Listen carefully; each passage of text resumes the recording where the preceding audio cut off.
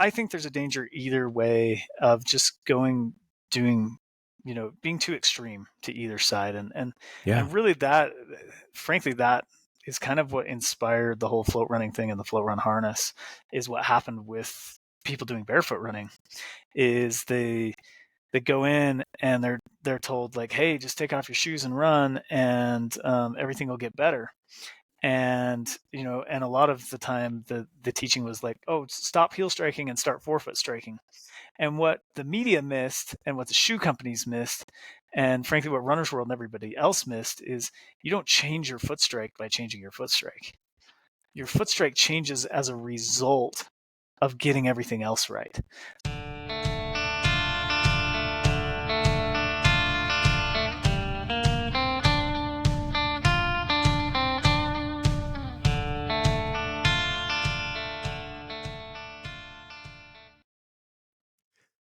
Welcome to the Runegade Podcast, and thank you for listening. I'm Todd Marintet. And I'm Runkle Mark. And on today's show, we're lacing up our Altras, we're putting on our FloatRun harnesses, and we're going to learn to run a little bit better with none other than Golden Harper. And Golden Harper, he's one of the founders of Altra Running. He's an innovator. He brought us zero-drop running shoes. He's a running coach, and he's a pretty good runner. That's a drastic understatement. He's a family man. And you know what? Golden's still innovating with products for foot health, running, and outdoor adventure. And we're going to look forward to hearing from all his cool products and hearing from Golden's story. So welcome to the podcast, Golden. Thank you, guys. Excited to be here. Welcome. Thanks for coming. And just to start us all off, how did running find you? My parents found me, I guess. So my parents were race directors when I was young. In fact, my parents were new to running when I was born. So they had both got into running just in the last few years, and running was new and exciting for them. And they kind of went just head over heels, head first into running. And, the year I was born, I think they put on something like 30 races as race directors. Wow. And my dad came from a collegiate football and baseball background, drafted to play pro baseball with the Angels, blew his knee out playing football, 0 meniscus left, bone on bone in his knee. And my mom was a volleyball and basketball player in high school that converted to track and ended up running, collegiately for a couple of years there. So she went on to become a 5-time Olympic trials qualifier. And, essentially, though, we show up at family reunions and everybody's like, who are the skinny people? We're the only like super athletic, people in, at the family reunions. Typically we've had some over the years come along now and join in. But so my parents were just stoked about running from a young age, and they had me, running races at age 2, essentially. In fact, they claim I ran before I walked even. So, I believe it. That you may say to yourself, how is that? Yeah, how is that possible? Well, they had read these studies that the longer a child crawls, the more intelligent they are. And so they never let me walk. They just were constantly pushing me down. And, I'd get a step or two in, but, get shoved to the ground basically because they wanted me to crawl and be more intelligent, which I'm not sure worked. It might have worked. It might have worked, Golden. Maybe, who knows? But I'm not that smart. So, yeah, and then one day they set me outside the car and they didn't see that there was a playground right there with a bunch of kids playing. And apparently I just took off running. So there's the legend of I ran before I walked, and how, I got into running essentially. Well, it sounds with like parents like that, you had no choice but to get into sports and get into running. They sounded pretty athletic. In your genes. It was in your genes, exactly. Well, yeah, I mean, I was the kid who showed up to kindergarten and was like, hey, so where do you run? Yeah, how fast are you? Yeah, and people are like, get away from me, you're weird. But honestly, like my next door neighbors were big time runners. The mom next door, she was an Olympic trials qualifier in the marathon as well. She's one of my mom's training partners. And I just thought that happen? I don't know. How does that happen? I just thought that's what people did, though. Like, I just thought people ran, you know. So I'm like, see what my neighbors to, did. yeah, right. So I just, you know, show up to kindergarten, and I'm actually surprised as well. Like, oh, not everybody runs. Huh. Interesting, you know. So That's fascinating. So it sounds like your street was very athletic. You had so competition was pretty stiff then, probably when you got to school and started going through different levels of sports and things like that. Was running the only thing you did, or did you get into baseball, football, like your dad, or anything like that? Yeah, no, I played coach pitch at a young age because my dad was obviously, you know, set to be a pro baseball player, and played a ton of football and basketball, much more than I ever ran, honestly. Loved to play, and I only ran because it's just what like my family did, and you know it was never, I don't know, it's just like we go to races, so I'd run, you know. But for the most part, I was playing a lot of sports with friends on the street. That's fantastic. So. And then your story, I know a little bit about your story. You begged your parents to run your first marathon at the age of, is it 10? Yeah. Yes, 10. 10.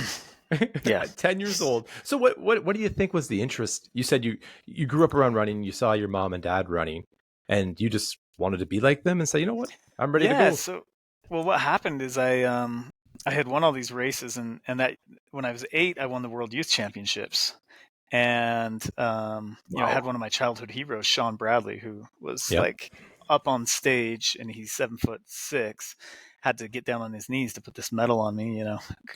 Very unique experience, but it was kind of like, what's next, you know? And that's about the age. I've got a 7-year-old right now, and it's amazing, like where kids make this huge jump around age 8, you know. Okay. I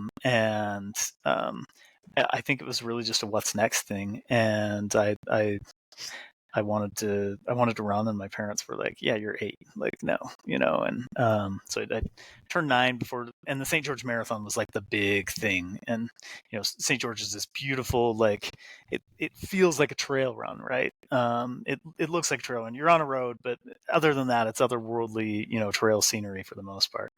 And this was like the big focus in the year where I lived, you know, and this is down by Las Vegas, Nevada, just, you know, like an hour and a half north of there. And you know, that year, the youngest kid in the race won the Performance of the Day trophy. It was called the Dole Fresh Fruit Award, and it's a 6-foot tall trophy. And nice. Like, I assure you, there's nothing more cool to a you know, to an 8-year-old kid than a 6-foot tall trophy, or a 9-year-old kid. And I just, you know, it was like I turned to my parents and was like, you would have let me run, would have got that huge trophy. Like, I will never forgive you for this kind of thing, you know. And you know, I just really wanted that trophy. And I think there's actually a lesson here that we'll get to in a minute. But like, you got to find your trophy. You got to find your motivation, right? And have that thing that motivates you. And I never forgot that trophy. I mean, I still talk about it today, for crying out loud. And so that whole next year, I just like pestered my parents, you know. And eventually my dad was like, fine, just enough. Like, you run rim to rim in the Grand Canyon, harder than a marathon. You run, you know, up Mount Timpanogos and back, also harder than a marathon. You do these other things, like these 4 qualifying things, you know, then I'll let you run. And it was like, great, let's do it, you know. And I still remember, like, I have very few memories of this age, because I think when you run long distance, you burn brain cells.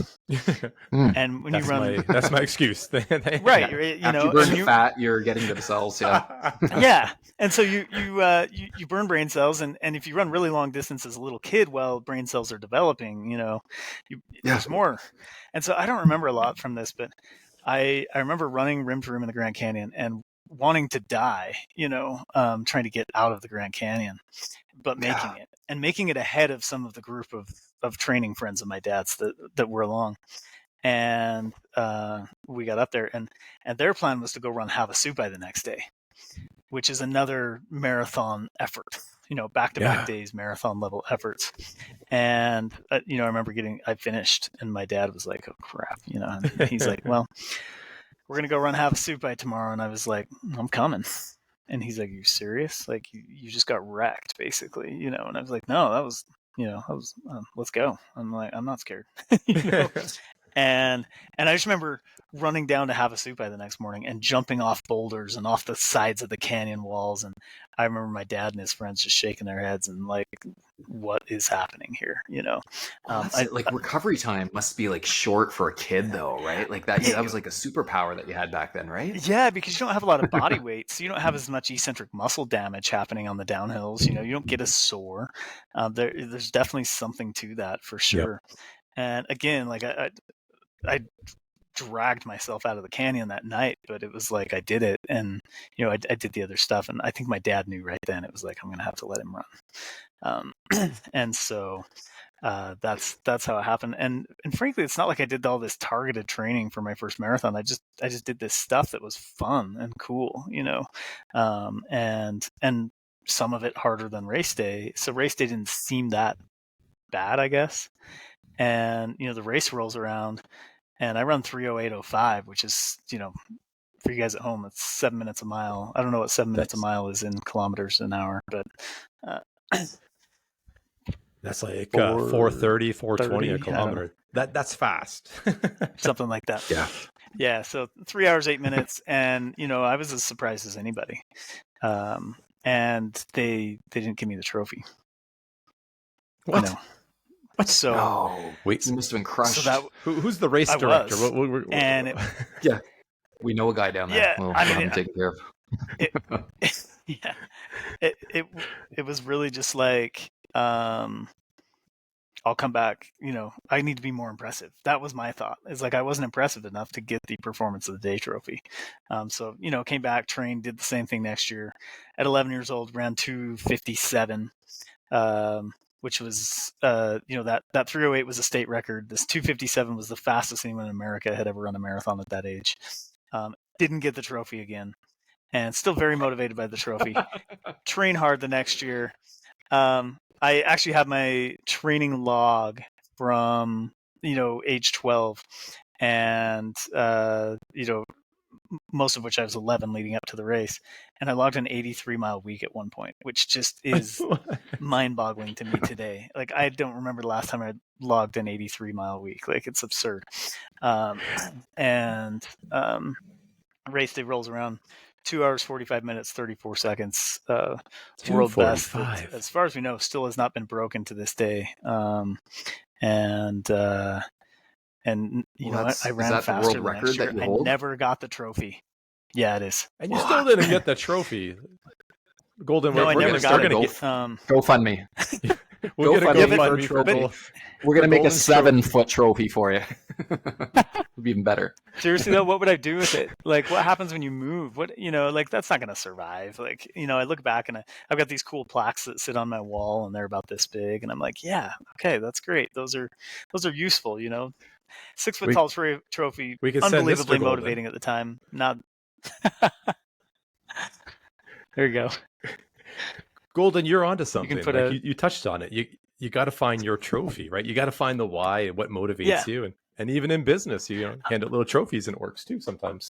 100%. And, that's kind of my message to people. I don't often tell this story to, just say like, wow, I'm awesome. But it's like, I had this thing that like, I'm not a morning person. I'm a night owl. I hate the whole association with distance running and getting up early in the morning. And that trophy is the thing that got me out of bed early to do those long runs. That trophy is the thing that got me to do hard workouts and helped me to be consistent and get out there, almost every day. And I think it's important for anybody listening that, you have that thing, that trophy, so to speak, that is really motivating for you. And you got to find that, and it's different for everybody, right? But it's an important piece of the equation.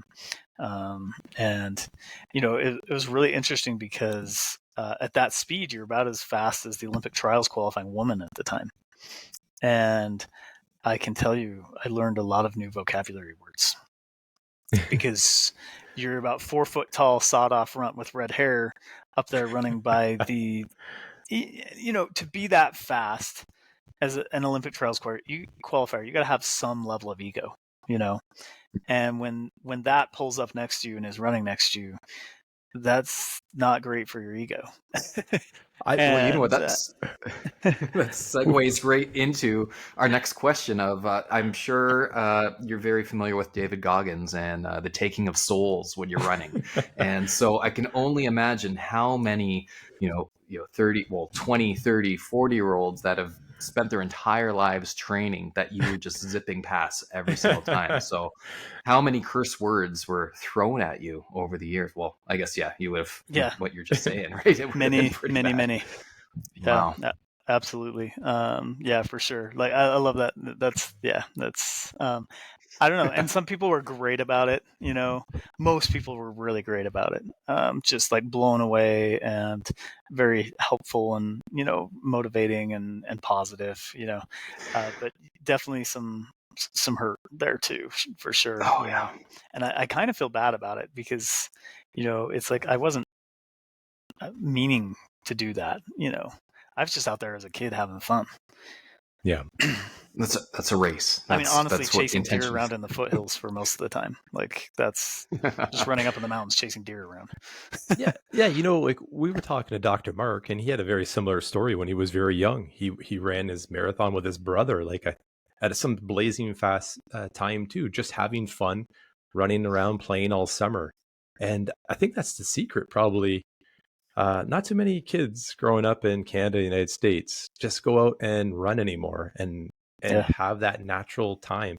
In Canada, you would say that the Canadians would play a lot of outdoor hockey, and that's how Wayne Gretzky came to be, was playing hockey in his backyard. Mm-hmm. And you progress so fast. How did your progression go afterwards? Like, you were already running like a super fast time. Was it hard to stay motivated after that, or was it kind of like just a rocket ship for you to keep on motivating? So what happened is, right after that, you go to freshman year of high school and you're expected to run cross country, which is the longest thing you can do, which is 5K. Well, that's a lot shorter and faster than a marathon. And I remember the whole time doing the whole marathoning thing as a kid. I ran a lot of 5Ks and 10Ks along the way. I only ran one marathon a year. And so many people would come and just get in my parents' face and even, say things to me like, hey, and the three things I overwhelmingly heard was like, you're doing too much LSD, long, slow distance for those not initiated out there. I knew that. Mark was kind of like, what? Wait a second here. But you're making yourself slow. Okay. You're making your legs slow. And I was like, well, I did run like a 16:35K, a few weeks back. So I don't think I'm that slow, but heard that a lot. And then you're going to ruin your knees. Like, that was overwhelmingly like, and people would be like, your dad has no knee and he limps visibly. And it was like, well, that was a football injury. Also, he's been running 20 years as an elite athlete since, despite that. So maybe not, but heard that repeatedly, like, you're going to blow your knees out. So, too much LSD, you can blow your knees out. And, I'm trying to remember the third thing that was just always out there. Anyway, I'll come back to it. But to answer your question, it was just all this negativity that I heard. And I think this is the next thing is like, you kind of got to have a plan at that point, right? So I went and ran cross country my freshman year or my sophomore year of high school. I actually ran my freshman year. The region meet was like 8 days after the marathon. As you can imagine, that didn't go great, but I think I was still like the first JV runner to finish.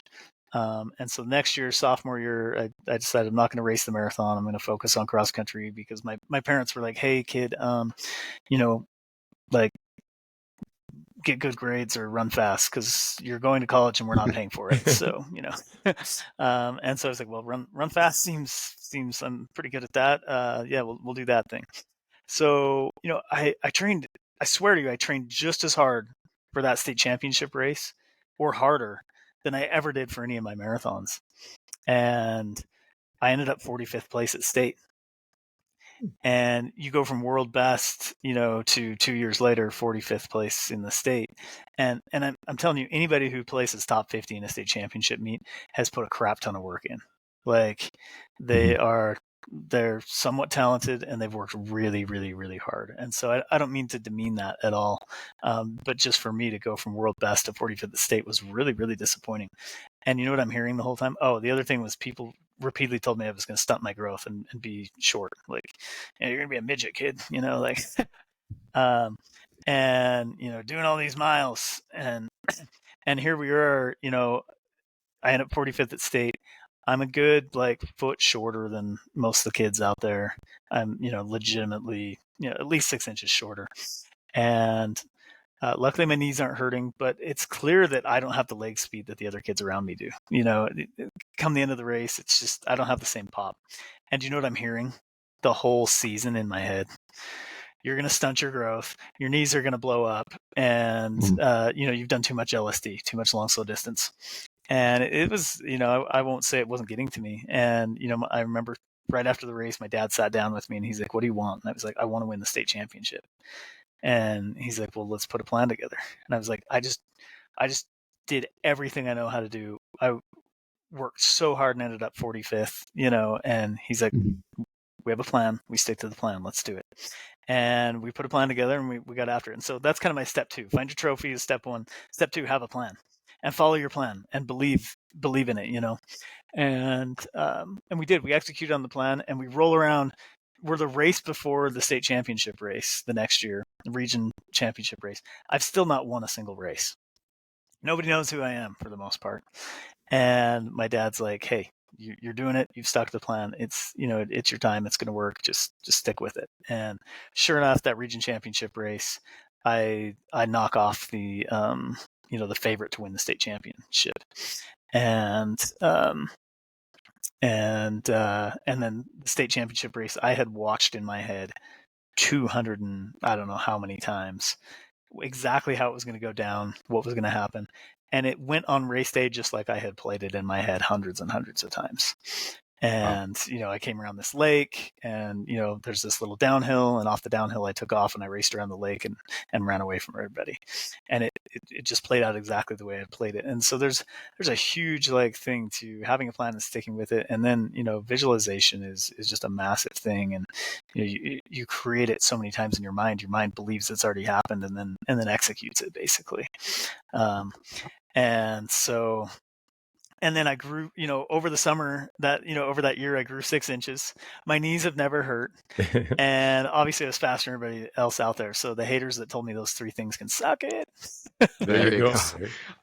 I was just going to ask, so did you, in terms of injuries over the years, you said you've been able to avoid knee injuries. Have you been plagued with anything? Have you been, knock on wood, fairly evasive of injuries or what? No, not really. I mean, the biggest thing is I grew up, trail running for the most part. And in college, the first half of college, we were running 100 miles a week on almost exclusively on pavement, outside of some workouts we were doing on the grass for workouts. And my body just was not really having it.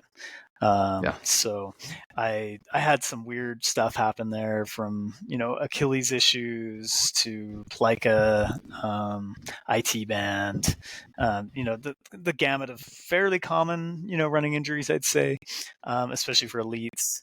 But that's really the only time in my life I've ever had any significant running injuries. And then after college, of course, I got into, what is now FloatRunning and started doing that. And we did all this research on running on uneven terrain and how helpful that is from an injury standpoint. And then, got into zero drop shoes and foot strengthening and stuff like that. And haven't had a single, what is called common running injury, overuse injury. I don't know the terms people use for these things, but since really, I get lots of impact injuries from doing stupid stuff. Don't get me wrong, I like to jump over things and jump off things, and parkour. Yeah, no, pretty much. I do parkour trail running, and it's I'll get taken out for but these are acute injuries. They're not long-term overuse injuries that most people deal with. So so that's that. You know what, Golden, you touched on something when you played that back and you said that you played out the race, played out exactly how you envisioned it. Sometimes you wonder, when you spend the time to plan and think, are you actually willing something into existence? I've always thought of that because, they always say, what's the old adage? Uh, you make your own luck. Yeah. Or that's kind of like maybe where I heard from that is you practiced, you played it out in your head so many times that you were ready. You willed it into existence, and it was just there for your taking. That's what I loved about that. Yeah, Yeah, and I think we do it for good and for bad. absolutely. Yep. Probably more for bad. Yeah, and I think the key is because it takes more effort to do it for good. Yeah. And human beings by nature are, I don't know if lazy is the right word, but we're efficient. By nature, that's just what our bodies want, to use as little energy as possible to get along and get by. And it's really easy to play negative thoughts over and over and over and have those outcomes happen. It's really difficult to take the time to put together a plan and visualize it and play that over and over. It takes effort. So yeah, I think you're right. Absolutely. And you are right. We are efficient at using I think Golden saw our training plan, Mark, and Strava about the least energy as possible to get by. No, I tease. Well, this kind of like segues perfect into like maybe the founding of Altra. So you stayed relatively healthy. You got through university. What drove your interest into like running shoes, and why running shoes? I know you grew up around running shoes, but like, yeah, what drove that interest? Well, I thought I would be in running shoes my whole life, and I've been right, I guess, just in a different way than I thought. So, to paint the picture, my dad was working for Nike when I was born, and that's another story. But he left because he found them to be a more or less evil, unethical organization. And you read Kara Goucher's book, and you see, some of that. And in a different way than he saw. His side was on the product design and testing side. And then he went to work for Saucony, and that was most of my childhood. And then when I was 9, we opened this shoe store, Runner's Corner. And I started working there when I was 9. And believe it or not, I started getting left there alone when I was 10. And because this shop was started by 5 dudes with $500 each that worked there off day. And if somebody couldn't make it in for a while, they left this guy here, and you better believe I had to like really know my stuff, because nobody's listening to a 10-year-old kid until they find out A, he really knows his stuff, and B, he runs a 3:08 marathon. It's like, okay, I'll maybe I'll listen now, so that was that. And by the time I got to high school, you realize like the training that running stores get, there is none basically, unless it's coming internally. The training they get is not training, it's propaganda, because the only training you're getting is from shoe companies and other companies that are selling you products, and they want you to sell their products, so they tell you what you need to hear to sell their product better. And the thing that always bothered me as a kid, even as a high school kid, is like we would always do the things the shoe companies told us to tell people, but people always came back with the same problems. And that always really bothered me, because I was like, we want to help people here. And frankly, like, so many customers would come in and, they've already been to the doctor or multiple doctors and can't get the help they need. They throw their custom orthotics in the garbage, or whatever, brace or whatever they've been given. And they're just like, okay, I'm starting over. Like, what do you got? Let's, just try some stuff. And so honestly, we'd kind of throw spaghetti at the wall. And because after a while, we realized that everything the shoe companies were training us to do was not working. People just kept coming back with the same problems. And frankly, if you care, and unfortunately, I don't feel like there's a lot of running stores out there that truly care. I think they have individuals and employees that care, but for the most part, most of them are businesses, and they're there to make money, and that's the priority. And really, some of the other stuff that shouldn't gets lost in the mix. And that's my experience just traveling around to 700 plus running stores over the years. And I'm sorry if you're out there listening from a running store and you're an exception to this, because you certainly are out there as well. Yeah, so I guess that was a roundabout way of saying, like, by the time I went to high school, or by the time I was heading off to university, I realized it was all BS. I was like, this is garbage. Like, it's not working. And frankly, I wanted to so I spent 9 years getting my collegiate degree. Typically people that do that, we call them doctors. And mine was a 4-year degree, though, that just took 9 years because I just spent all this time. I went to 2 different universities to do this. And, I took what I called the running shoes, running injury, and foot health major, basically. And I just took time to study all the stuff I wanted to then bring back to the store afterwards and implement it, because I wanted to have as much of a scientific-based approach to helping my customers as possible. And along the way, I'm actually, managing the store full-time or part-time, a good chunk of the time I was going to school, except for a couple of years I was in Hawaii. And that's really what, the learnings I got through school is really what kind of launched me into getting back to the store and thinking like, oh, shoot, like, I don't really believe in anything I'm selling, and that's a really rough place to be. Absolutely. And I honestly, I just had all this science and all this research I'd done for 9 years, and I come back and try to implement it at the store, and it was like, we're pretty limited here. Teaching people running technique and foot strengthening is good, but as far as all the stuff we're selling, like, just socks, right? Just socks. Yeah. And socks are all too small and actually deform people's feet too. So it was like, true. Not them too. I was just like, wow, it's rough, So, yeah. That's good. And then, so with all this foot knowledge, you decided to then open up the easy bake oven. No, it wasn't an easy bake oven. It was a mini toaster oven. Yeah, toaster oven, mini oven. Yeah. Yep. You put a shoe in there, and then the rest is history, right? It's magic. You started sculpting. You started, like, how did you, get to that point where you're like, I'm going to do this on my own just to try it out, see what happens? Yeah. So what happened is, most of my last couple of years of university I spent in Hawaii, and I was running the best I had in my life. I was doing 100-mile weeks at times. Some of that hour and a half barefoot runs on the beach. Vibram Five Fingers had come out a couple of years before this. We were the first running store in America to sell Vibram Five Fingers, and we sold them as a training tool to help people work on their running technique and strengthen their feet, which is something I still believe in today. I wish there was like a, this was a vision of mine that like never happened at Altra that I wish would have, was just to have this like shoe that's like half the price of a regular shoe that everybody buys in addition to their regular shoe, to wear once or twice a week, to work on their form and work on their foot strength. And that's essentially how we were selling the first Vibrams. And if you remember back in the day, the first Vibrams were only $60 US. So they were about half the price of the shoes at the time. And so we were able to do this basically. And so I had that experience. I had this experience in Hawaii, and Hawaii is where I really like doubled down on the foot health side of things. And if you know anything about running stores, about half of the people that come into any running store don't run. They're actually there because their feet hurt.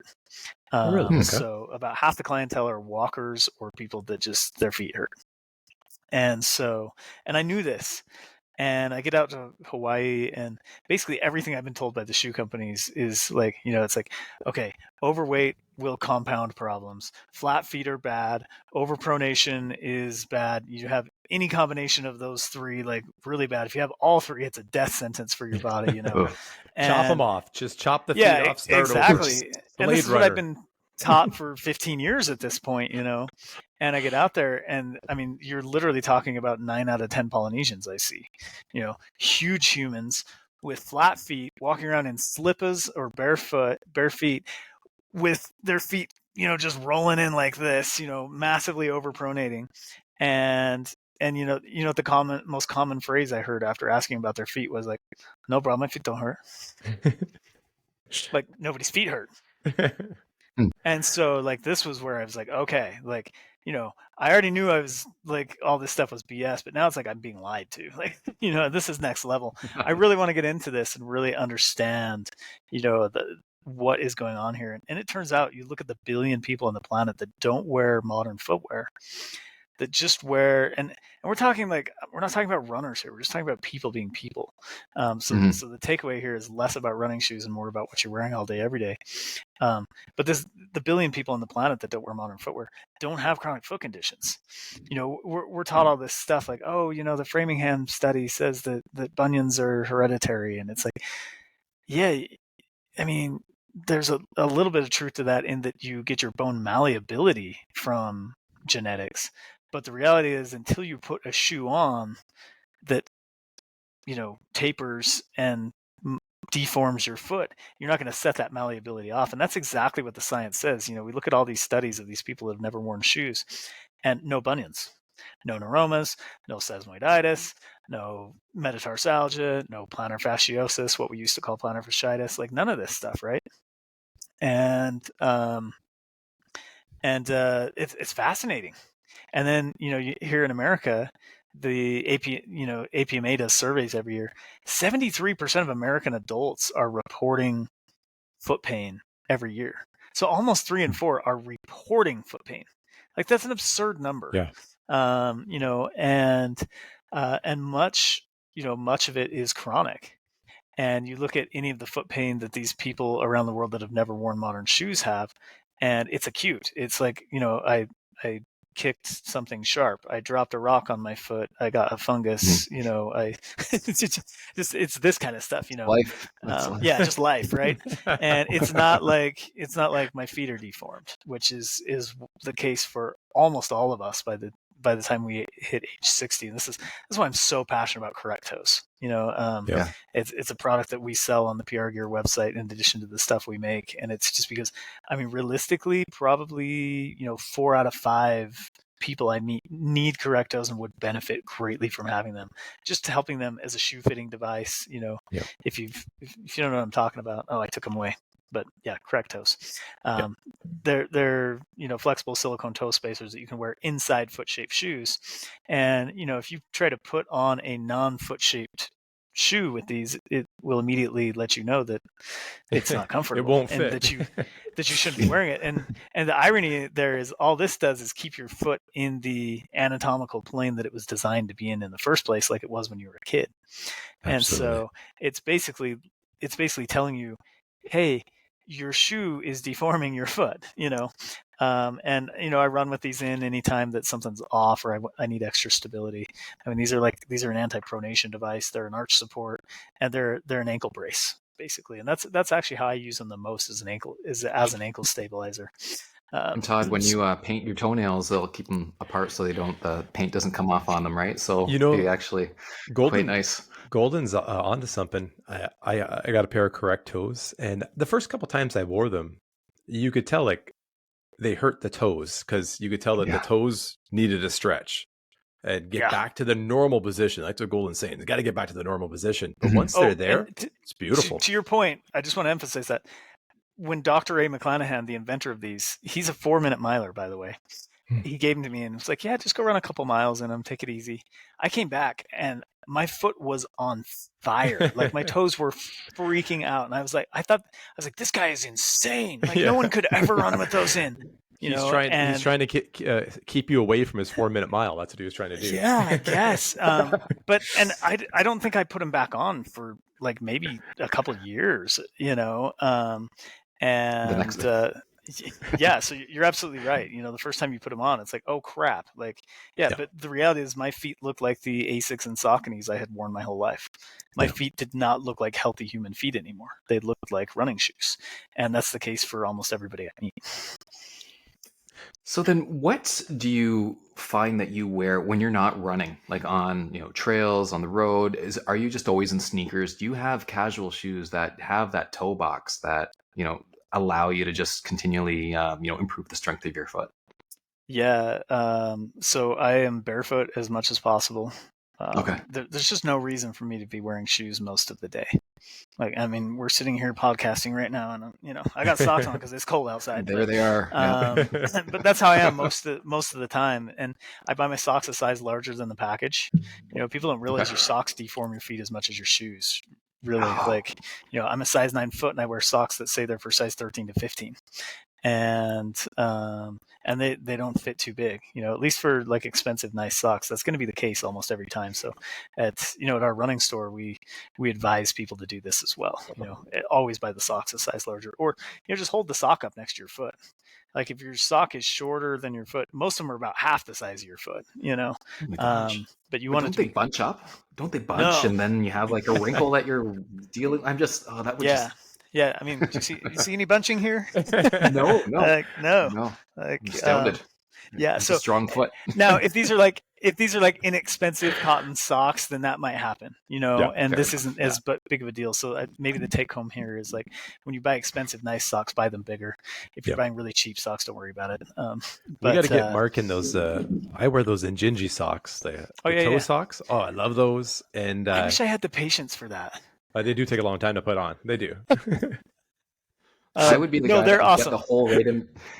Get the hole right in between like the pinky toe, and then it just be annoying. Yeah. To throw I know. I'm kind of this way. It's like this is one of these products I believe in, but don't wear very often myself. I have pairs. I put them on occasionally, and every time I'm like, I really like these. I don't know that I want to spend the time to put them on and off every day. And in my line of work, I end up taking my socks off and on all the time, because I'm showing people stuff. And so anyway, we have really wandered here, but back to your question. So I wear splays a lot. Splays, okay. If you want affordable barefoot style shoes that just look like Converse or Vans kind of kicks, splays are awesome. I wear a lot of Lems. I'm a huge fan of Lems, and Andrew, the founder there, and I go way back. He was about 6 months behind me when I started Altras, so we just kind of exchanged info and were helpful to each other along the way. Vivo Barefoot, some Zero shoes, even they're a little narrow for. I have an average width foot, and I find if you've got decent toe splay and your foot is not a little narrower than average, then Zero shoes may not be for you. But if you're that kind of narrower than average feet, they're awesome. So those are 4 brands that I probably wear the most. I've got some Tolos as well. Vibram 5 Fingers. I got all kinds of stuff. Yeah, so that's what I do most of the time. And, I'll put on a pair of cushioned shoes like a Topo or an Altra anytime that I know I'm going to overstress my feet. If I'm going to be standing on a hard, like man-made surface for hours and hours on end, that's where I'm going to use a little cushion to help simulate being on natural ground again. I truly believe that a certain amount of cushioning is more natural than a barefoot style shoe when you're on a man-made surface. And I know there's, plenty of people who will debate that, and I just committed heresy within the barefoot shoe community. And that's fine. But the reality is I have a lot of life experience, and I've worked with a ton of people. And this is what I see over and over and over from, most people that I work with is it's a good idea to use cushion to simulate natural terrain, especially when you're on a hard, flat, man-made surface. And it's not even that it's hard as much as it is that it's perfectly flat. And your body wants to do this stuff. Your feet want to be doing this kind of thing as well. And some cushioning allows your feet to kind of do that stuff. So it's kind of the same concept as like why a memory foam mat for standing on in the kitchen works. It's not that the cushion is good, it's that it actually introduces some variability, and our bodies crave variability.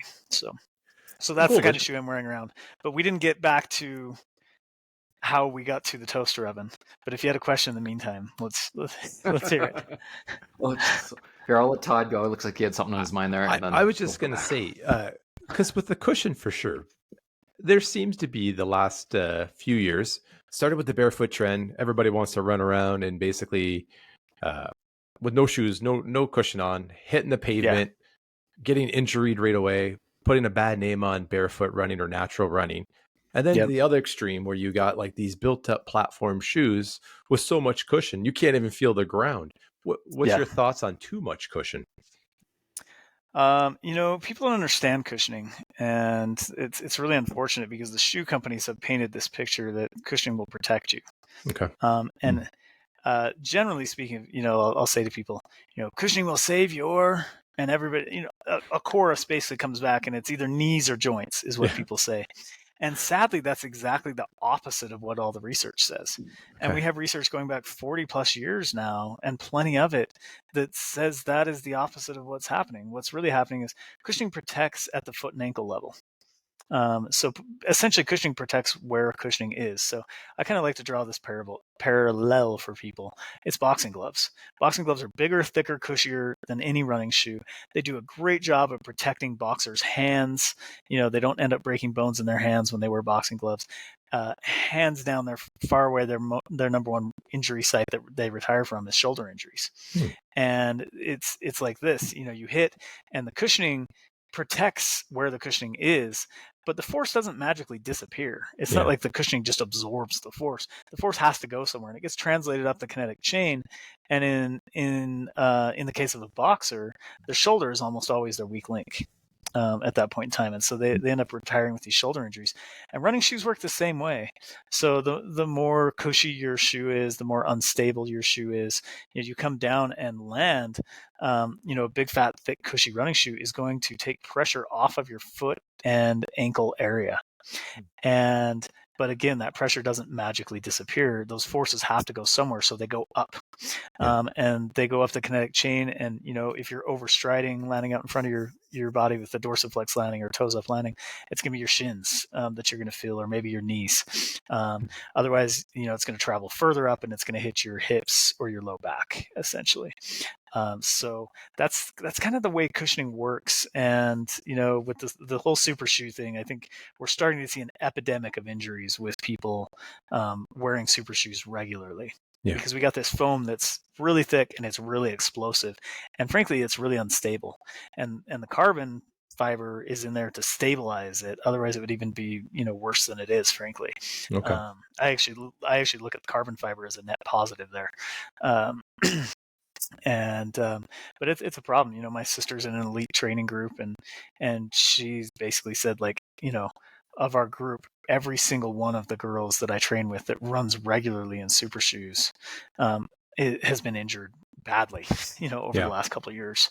And that, from my experience, that's true kind of across the board. Everywhere I look at, everyone I ask, everybody I talk to, that seems to be the case. And now we're starting to see a little bit of research coming out along these lines as well. So there's a danger. I think there's a danger either way of just being too extreme to either side. And really that is kind of what inspired the whole float running thing and the FloatRun harness. Is what happened with people doing barefoot running.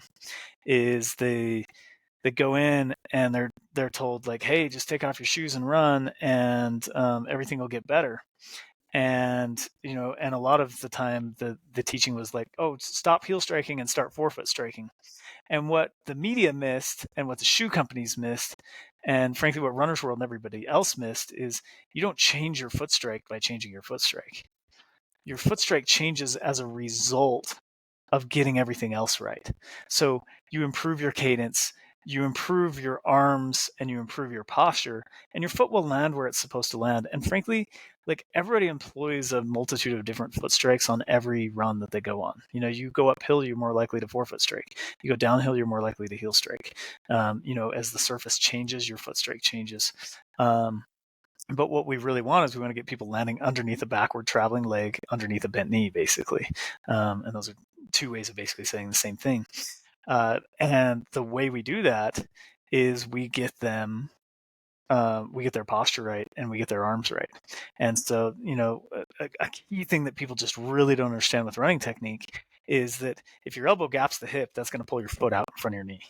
So virtually almost everyone you see overstriding, they are actually overpumping their arm forward, and as a result, their foot is landing dorsiflexed out in front of their knee, which then makes their shoe absorb the impact instead of letting this big 3-foot spring that runs from their hip all the way down to their foot absorb the impact. And that's really the goal of everything we're trying to do, and make running feel more fun and make running feel like floating, is to utilize that big 3-foot spring, to absorb impact and just make everything flow, much better. And And so getting that elbow back is critical. And when the elbow goes back, that lets the spine rotate, that opens up the airway. You get this kind of motion going on that's natural, should be happening.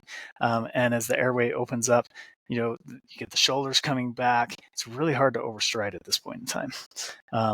And so it's really, my findings over the years of teaching running technique night in and night out to group, one-on-one with video analysis, slow motion, to groups of hundreds of people, is that most everything we're teaching about running technique is wrong. The cues that we were giving, certainly the cues I was giving 15 years ago, kind of the buzz cues that you hear around, are not good. They're not helpful. They confuse people. Yeah. And what I found is, like, at the end of the day, if we can get people to focus on getting their elbows back and shortening the lever arm, keeping their wrists next to their ribs, essentially, then good things are going to happen. And your foot strike will be what it's supposed to be. Your cadence will instantly get higher, and your posture will be what it's supposed to be. It's people do this all day. They sit at a keyboard, and then they run the same way. It's like everybody you see out there. This Mark, is that's how he knows how you're running. I know, like a T-Rex, right? Yeah, exactly. And so I always teach people, if you do it at a keyboard, don't do it running. And the key to that is really focusing on getting that elbow back. And if you look I like to say bad runners have a gap here. Okay. Good runners have a gap here. They have this window. And you'll hear Meb and other elites talk about when they run by they see their shadow or they run by a glass building, they're looking for this window right here. And when they do so, they know they're on, basically, and things are the way they're supposed to be. And I actually just did a little breakdown from the Olympic trials of the top two guys there, and looking at this on them, that I put on Facebook and Instagram. And this is really where the FloatRun harness came from. And this is something, I've been using a version of this. It was kind of original ideated by Dr. Tom Miller, who wrote the running technique book, Program to Run. Fascinating mental training and running technique book, by the way. But the FloatRun harness here, for those who haven't seen these, it's a really simple device that you just basically put on like a jacket. And it positions, helps get your shoulders back, get your posture where it's supposed to be. And then it positions your arms at basically the exact arm angles that elite Kenyans run with. So it's probably a little bit of an overemphasis for the average, American runner, but that helps you adopt it quicker. And essentially it gives you tactile feedback anytime your arms go somewhere they're not supposed to be. And it also really, as you can see, I can't get that elbow forward without stretching this. And so it virtually will not let me overstride because it's yelling at me every time I try to overstride, essentially. And the efficiency is massive. It's, a lot of people have one arm doing one thing and another, and, they're not getting enough rotation on one side, and maybe they're getting too much on the other, or they're overstriding, or, who knows what they're doing wrong. This is going to remind you every time, like, hey, this is where you should be. And the crazy thing is, we don't have a ton of reviews back yet, but our average reviewer is claiming between 18 and 30 seconds a mile faster, which is just absurd. And, super shoes, if you look at the science behind super shoes, they're giving people between 1 and 2 seconds a mile. And people are paying $300 to $500 for these. This is a $12 device that can get you, 9 to 15 times more speed than a super shoe. Depending on who you are, the more well-trained and elite you are as an athlete, probably the less this is, going to make an effect. But I still think it's a bigger effect than a super shoe would do, because it essentially, even for me, who's been training running technique my whole life, it cleans up my efficiencies. It tells me when I'm making a mistake. It lets me know when I'm out of position. And then, you do this for a few weeks. Hypertrophy takes about 6 weeks for people, muscle changes, right? And then it becomes permanent. So, and that's the biggest problem with most running technique teaching out there, is we can identify what people are doing wrong. We can even tell them what to do right. But the reality is you have to do it right, repeatedly, consistently, for 6 weeks before you're going to make it permanent. Otherwise, you just go back to what you're doing before. And the beauty of this thing is, if you wear it, nearly every run for 6+ weeks, it will become permanent. And then you you should be floating much more and, running like a canyon. And it's just a lot more fun, Yeah. and that's what it's all about at the end of the day. I hate it and I love it when people say they hate running. And I'm like, oh, let me teach you how to run. Like, I'm going to teach you how to float while you're running, and you're going to hate running a lot less. In fact, you're going to start to find it enjoyable. So, well, you touched on something there, Golden. Like I've been running with it for a little bit of time, and I'll go back one second. Remember when Altra used to come out with the little cue card about efficient running, and it had like arms back, so that had to be from you. That had to be the I did golden. Like all that education was me. Yep. That had to be the golden nuggets from Golden. And about running faster, what I found is that when you got the hands in the right spot and you're actually elbows back and you're relaxing, you can relax, and as you relax, you speed up. And I've noticed that I've sped up, and if not necessarily speeding up, I'm running with a less force. It just feels easier, and I'm maintaining a little bit quicker speed than I would have in the past. So it like kind of relaxes you down. You touched on something about the running cues, and I know when I first started to work on to clean up my form, I saw a race photo back in 2017. I got this foot way out in front of me. I looked horrendous. I'm like, I don't look like a runner. I look like something terrible. So I started working on to clean that up because I was also injured. There was so much in my brain that I was trying to think about. It like stressed out every single run, and then it never kind of like made it into into permanent setting in my brain. And then I thought, hey, you know what? You touched on something right here too. Another good thing. Shoes solve everything. Everyone said, put on a zero drop shoe. It'll fix everything. Well, no, if you're a heel striker before, and you're going to be a heel striker after. Is it as simple as getting the hands in the right spot? And this is what you're saying. The research is showing if you get the hands in the spot, so the arms, your posture, and your cadence will fix and clean up your running form. Is that what your experience? That's essentially what I'm saying. Yeah, I see it too. Yeah, and to touch on the shoes thing, like, I mean, this is also the whole reason I started Altra not the whole reason, but a huge part of the reason I started Altra in the first place, was to help this happen. Okay. And the idea was that the shoes would be a coach that comes in a box. And, the shoes wouldn't instantly fix everything, but they would make it a heck of a lot easier to make the changes, basically. For sure. And I still stand by that today. It's like, if you put a pair of Altras on, foot-shaped zero-drop shoe, are you going to heel strike less? Absolutely. Like our data definitively shows that you are going to run better. Is it going to fix everything and make 100% difference? No. Is it going to change where forces go? Absolutely. You're gonna send less forces up the kinetic chain to your shins, knees, hips, and back, and you're gonna put more force down on your feet and ankles. The beauty of that is that feet and ankles they adapt.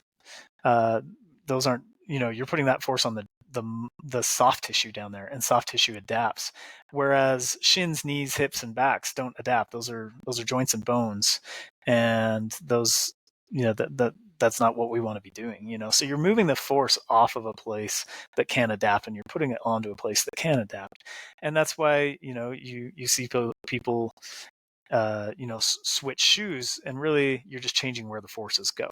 You're not eliminating forces, you're just changing where they go. But for me, I'm gonna take putting those forces on an adaptive place, soft tissue, every single time, because once you've done that adaptation, and maybe you get injured along the way, maybe you don't, but once you've done that adaptation, it's done. Where if you're sending that force up to the joints every time, you're just going to have one thing after another continue to break and break and break and break. And so, the shoes make it easier. They don't make it. This is a much more, for me, this is a much more direct way of fixing things out of the box. And is it the miracle cure that, makes you run exactly like Eliud Kipchoge and fixes all your running technique? No. But does it get you 90% of the way there in 10 seconds? Yeah.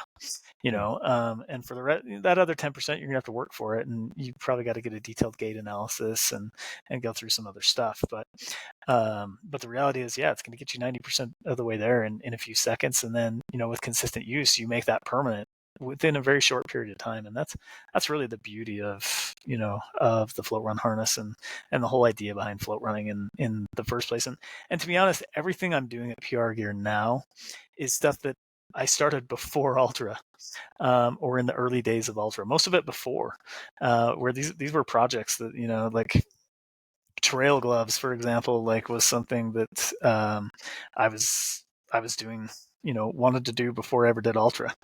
And you know, just this idea of trail running gloves to protect your hands and grab stuff and keep yourself from getting busted up when you fall, you know, because you don't have skin giving way and hurting when you fall. You can actually catch yourself and keep the rest of your body from getting banged up. Hold cold water bottles, etc. You know, same thing with you know, the bridge soles. This is a way to make adapting to more natural footwear much easier. You know, it's basically it's a foot offloader. It offloads the muscles of the feet and lower legs, pulls pressure off of the calves, Achilles, and foot muscles, because you by changing shoes to a more natural platform, again, you have pulled force off of the joint level and you have put that force down at the foot level. And for, you know, a certain period of time, you know, we don't want people wearing these full time always, unless you're using it just strictly as a met pad for something like a neuroma or something. But for a certain period of time, this allows you to offload that area while you're adapting to a more natural platform and letting those muscles kind of do their thing. So yeah, all this stuff really started prior to Altra or with Altra, and just like never got across the finish line while I was there, because it just, in a big company, this is small kind stuff that slips through the cracks and doesn't make a lot of money. And frankly, it just doesn't make a lot of money. I'm never going to make money on this stuff, but it's stuff I'm really passionate about and I want people to have, you know. So for the people that do want, for the people that do want to get their hands on it, where can they go to get all these different inventions that you've come up with? So yeah, for the education, go to FloatRunning or FloatRun.com. And for any of the products I'm making, you know, we've talked Correct Toes, Bridge Soles, FloatRun Harness. That's all on prgear.co. So prgear.co. And sure. I don't know if you guys do this. You can cut this out if you want. But if you guys want, we'll keep everything. Anybody listening, 20% discount if you listen to this, if you heard this, off almost anything on the site, and just use the code. Let's go Runegade 20. How's that? Runegade 20 for 20% off anything. Yeah. We'll share that. Sorry, we got sidetracked, and we still haven't got back to. We're going to get back to that oven. We're going to get back to the oven. We'll get there. Mark was fascinated. I was going to say, Mark was just fascinated about the oven, and you know, did you destroy the oven after you cooked the shoe in the oven? Did your food taste like running shoes afterwards? Yeah. How was that toast? You know, I'm not gonna lie. The mini oven was not used for food a whole lot after this point in time. It was, and that did happen. I can tell you that mini oven is out in my garage right now in safekeeping in an airtight box. It's going to go in a museum one day. So yeah. But yeah, I mean, it got used for food a little bit after that, but not a whole lot. So, yeah. So Golden, awesome. Yeah, I would say. So with Altra, do you have any unfinished business, like something that was in your brain that you wanted, and you're like, you know what? There's something that we had to do. You mentioned about a lower cost training shoe every single day. I'm with you. Like, I love different types of shoes for different types of runs, and mixing them up, it keeps the foot awake. What was your unfinished business, if you had any? You know, honestly, from a product standpoint, this stuff I'm doing now with PR Gear was like, obviously the stuff that just could not, like, I couldn't let it go. So as soon as I wasn't at Altra every day, I was working on this stuff because this was just stuff I really wanted out there. From a shoe standpoint, you know, we already touched on the one you just mentioned. Like, that's the one thing, like, I really wish we could get the running industry to catch on to, because I feel like there's fairly good science behind it. We know that people that rotate different types of shoes are actually 39% less injured per multiple studies. But I'm referencing one specifically from 2015. But 39% less injured just by rotating different types of shoes. And different types of shoes just means like road shoe, trail shoe, or like high cushion, low cushion. You know, it doesn't have to be different brands. It can be any type of differences in the shoes, really. Yeah. But I think we put that on steroids when we attack what is statistically the number one way to reduce running injuries and the number two way.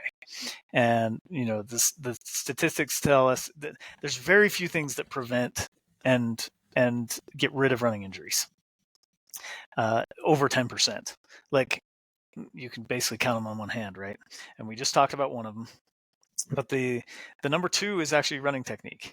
So we get people running with better running technique, and depending on the study you're reading, somewhere between 60 and 90% less injured just by improving your technique. Okay, so that's a pretty big number at the end of the day, considering like we don't have any shoe that shows that it makes even a 1% difference in running injuries.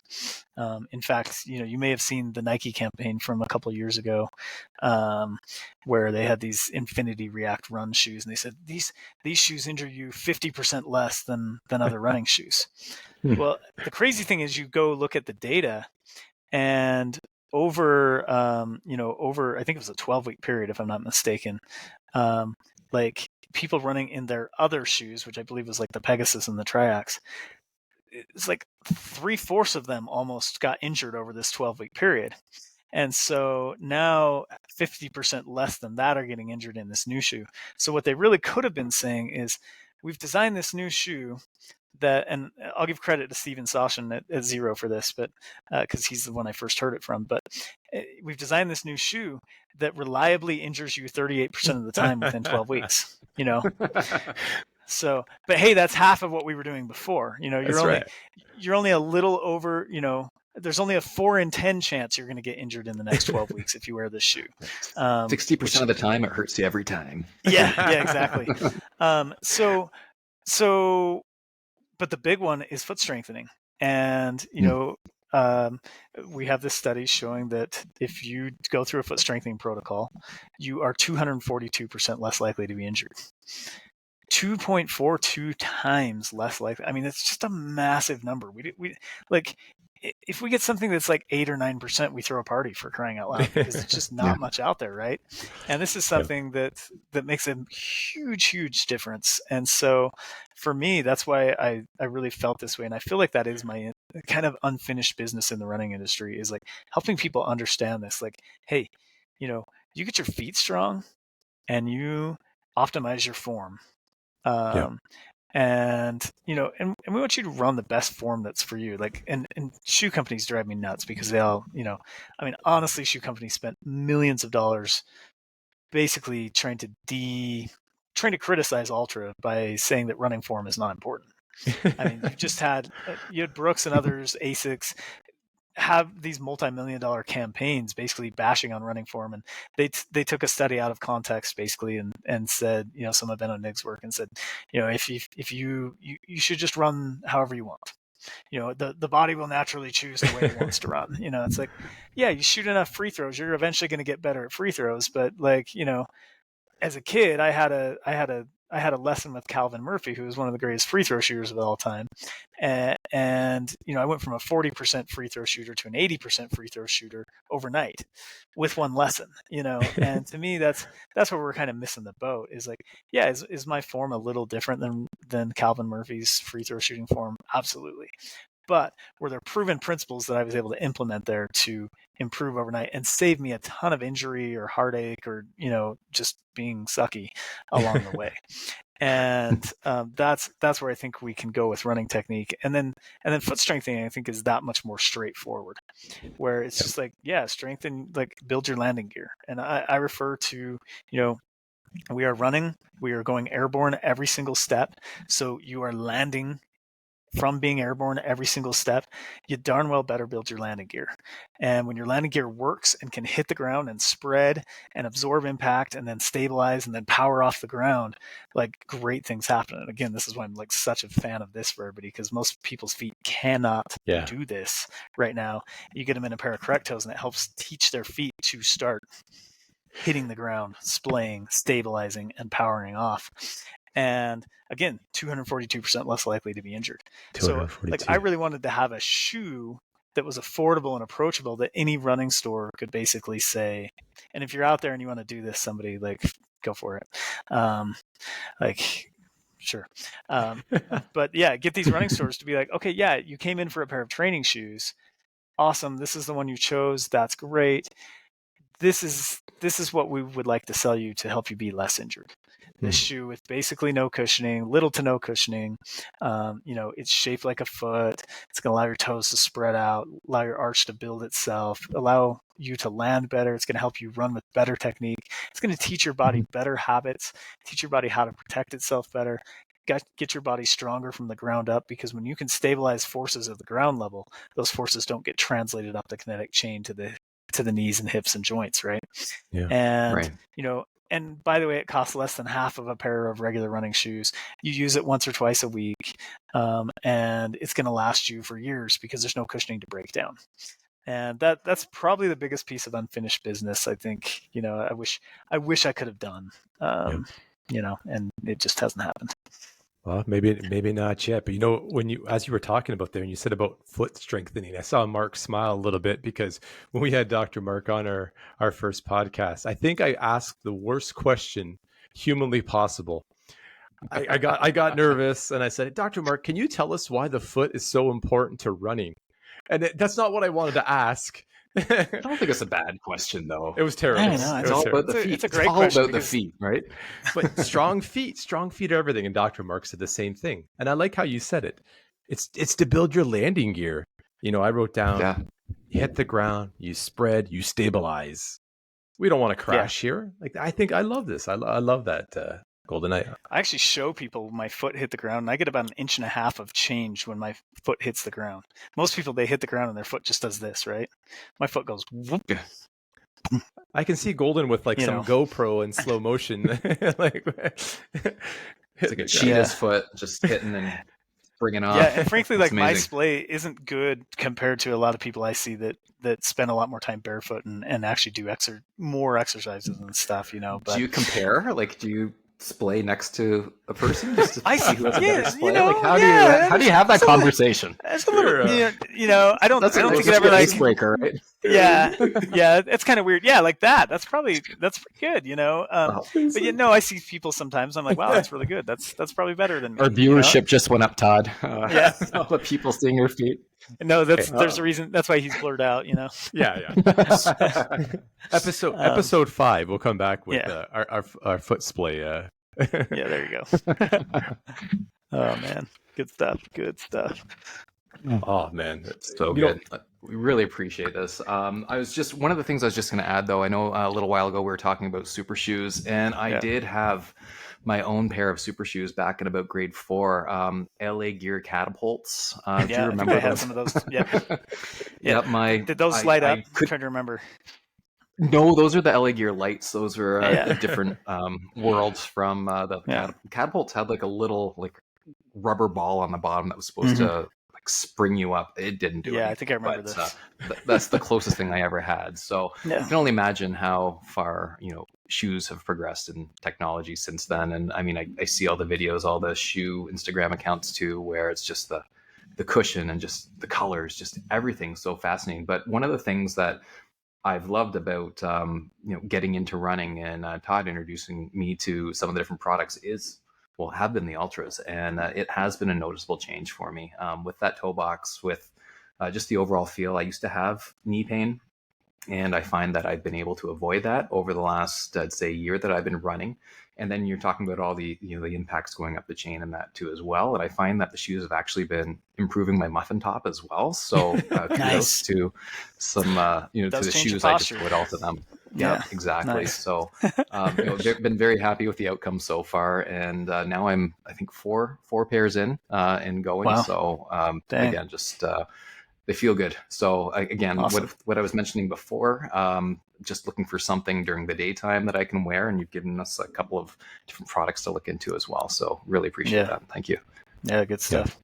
Yeah. Love that. Yeah, it's interesting you say that because I mentioned earlier just did a podcast with Rick Rubin, and the legendary music producer, right? And he said a very similar thing. He got a pair of Escalantes and of Altras, and he put them on his foot, and he's just like, I've never I had never felt anything like that before. Yeah.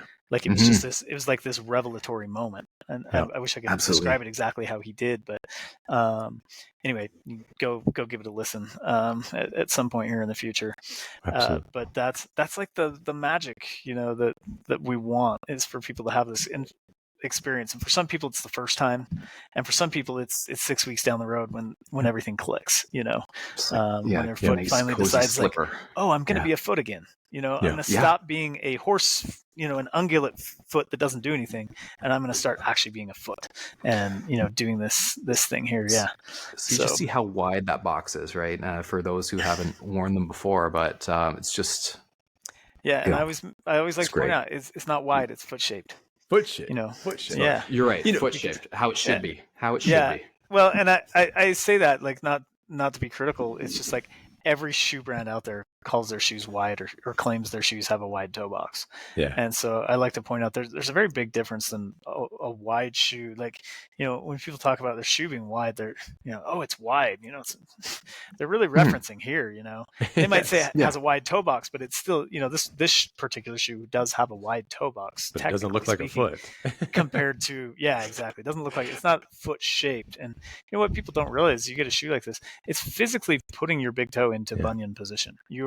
Every time you put on a pair of standard shoes, you are literally technically dislocating your first ray. You're dislocating that first toe and moving it out of position where it's supposed to be. Same thing on the outside as well. And that's with the shoe with a wide toe box, because the hallmark of a foot shaped shoe is that it's going to be straight. And that it's going to be widest at the tips of the toes, essentially. And so it is a very important distinction that I think, we need to help people understand. And frankly, I see it all the time, even within the barefoot style shoe community.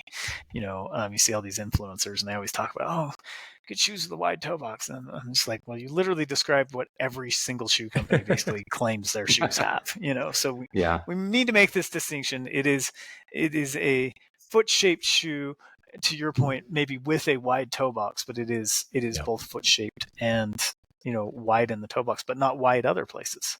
And that's the other thing people have a really hard time wrapping their minds around, is that, that shoe you just showed is technically very wide in the toe box, and it is very foot shaped, but it's not wide anywhere else. You look at the measurements at the ball and the midfoot and the heel, it's the same width as any other shoe out there for the most part, unless of course you buy the wide version, and then it is wider in all of those places. So people have a really hard time with, understanding, kind of wrapping their minds around this stuff. And shoe fit's hard. There's a reason, like, we spend 45 minutes with somebody when they come in to get a pair of shoes at our shop, and it's because getting people to understand how much room they truly should have, is a challenge. Most people are 1 to 2 sizes. And I'm not talking half sizes, I'm talking full sizes. Like, I would say the average woman comes in and says, I'm a 7.5, and they should be leaving with a 9.5. The average man comes in saying that he's a 9.5 or 10, and he should be a 10.5 or 11. And getting people there is tricky. And, people understand the way shoes are designed. We got to fit a lot of different foot shapes inside that one shape that you just showed. And to do that, we build in extra space. So essentially, and especially when shoe companies shape a shoe like this, you build in a full 3/4 of an inch, or about 18 millimeters of space into the shoe. Your toe should be back here, right? So that everything is in the right place, and if I was like old school, running shoe store person, I'd be like, so the heel pocket is right, and the arch fits in the right place, and the flex zone is in the right place. It's just the majority of shoes I deal with these days have natural arch support, so there's not a arch per se, there's not a flex zone. The whole front of the shoe is flexible, etc., etc. So but yeah, shoe fit's complicated, and it's important to get it right. That's why you try on like 6 or 10 different shoes and go run in them all and pick the one that feels the most like it's not there. least that's what the research says. So even if it's not an ultra, like you just got to get what works, what works for you and what feels the most barefoot, relaxed, and free, house slipper like, running barefoot on grass kind of feel. That's probably what you should be running in. That's fantastic. Awesome. Find the shoe that works for you. No truer words to kind of wrap up our podcast. And Golden, we want to thank you. Like the innovation, there's not that many people in life that can truly innovate. And you did. You brought innovation to the running shoe industry. You helped so many people. And I don't know, you have two folks on a podcast right here that you helped. And we just want to thank you and keep innovating. We love it. We love the Altras. We're trying out our FloatRun harnesses, and it makes a lot of sense. Keep those hands in the right spot. That good mental cue. But we just like to thank you. Maybe we get you on a future episode. We can dive in maybe deeper into like shoes or something specific. We can maybe have a master level course that Goldie can teach us. Yeah. And definitely all the myths of shoe marketing. We really didn't get into the story of Altra and how it got started. I'm amenable to that idea. We'll get you.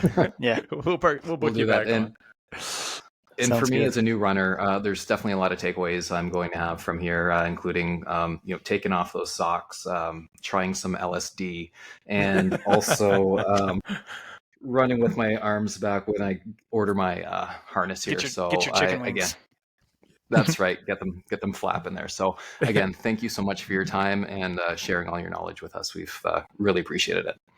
Awesome. Yeah, thank you guys very much. Appreciate it. Thanks, Golden. And thanks to listeners for tuning in. And until next time, enjoy your run. Enjoy. Take care. Thanks.